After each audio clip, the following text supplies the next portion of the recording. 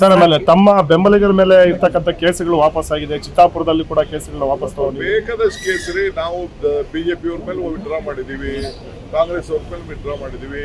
ಬೇಕು ಅಂತ ಆಗ ನಾನು ಇಡಿಗೆ ಹೋದಂಥ ಸಂದರ್ಭದಲ್ಲಿ ನಮ್ಮ ಕಾರ್ಯಕರ್ತರು ಯಾರು ಏನು ಮಾಡಲಿಲ್ಲ, ಕೆಲವು ಕೇಸ್ಗಳನ್ನೆಲ್ಲ ದಬಾವಣೆ ಮೇಲೆ ಬಿಜೆಪಿಯವರು ಹಾಕ್ಸಿದ್ರು.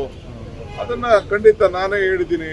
ಎಷ್ಟೋ ಈಗ ಕೋವಿಡ್ ಸಂದರ್ಭದಲ್ಲಿ ನನ್ನ ಮೇಲೂ ಕೇಸ್ ಹಾಕಿದ್ರು ಬಿಜೆಪಿಯವರು, ಚೀಫ್ ಮಿನಿಸ್ಟರ್ ಮೇಲೆ ಕೇಸ್ ಹಾಕಿದ್ದಾರೆ, ಬೇಕಾದಷ್ಟು ಎಲ್ಲರ ಮೇಲೂ ಕೂಡ ಕೇಸ್ ಹಾಕಿದ್ದಾರೆ, ಎಲ್ಲ ನಮ್ಮ ಮಂತ್ರಿಗಳ ಮೇಲೆಲ್ಲ ಕೇಸ್ ಹಾಕಿದ್ದಾರೆ. ನಾವು ನೋಡ್ಕೊಂಡು ಕೂತ್ಕೋಬೇಕಾ? ಬೇಕಾದಷ್ಟು ಪ್ರತಿಭಟನೆ ಮಾಡಿದ್ದಾರೆ, ರೈತರಿಗೋಸ್ಕರ ಮಾಡಿದ್ದಾರೆ, ಭಾಷೆಗೋಸ್ಕರ ಮಾಡಿದ್ದಾರೆ, ನ್ಯಾಯಕ್ಕೋಸ್ಕರ ಮಾಡಿದ್ದಾರೆ. ಇವತ್ತು ಯಾರೋ ನಾನು ಈಗ ಇಡಿ ಕೇಸು ನನ್ನ ಮೇಲೆ ವಜಾ ಆಯಿತು. ಇಡಿ ಕೇಸ್ ಇದ್ದಿದ್ದು ನಾನು ಯಾವ ಕೇಸಿಗೆ ಬಂಧನ ಆಗಿದೆ ಅದು ನಮ್ಮ ಹೈಕೋರ್ಟಲ್ಲಿ ಸುಪ್ರೀಂ ಕೋರ್ಟಲ್ಲಿ ನನಗೆ ವಜಾ ಆಯಿತು. ನನಗೆ ನ್ಯಾಯ ಕೊಡೋರು ಯಾರು?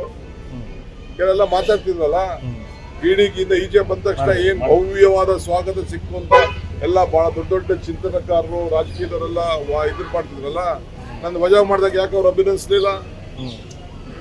ಸೊ ನಾನೀಗ ಬೇಡ, ಚರ್ಚೆ ಜಾಸ್ತಿ ಬೇಡ. ನಮ್ಮ ಸರ್ಕಾರ ಇದು ಒಂದೇ ಕೇಸ್ ಅಲ್ಲ, ಇಲ್ಲಿವರೆಗೂ ಸುಮಾರು 100 ಕೇಸ್ಗಳನ್ನ ವಿಡ್ರಾ ಮಾಡಿದ್ವಿ. ಎಲ್ಲ ಪಾರ್ಟಿಯವ್ರದ್ದು ವಿಡ್ರಾ ಮಾಡಿದ್ವಿ.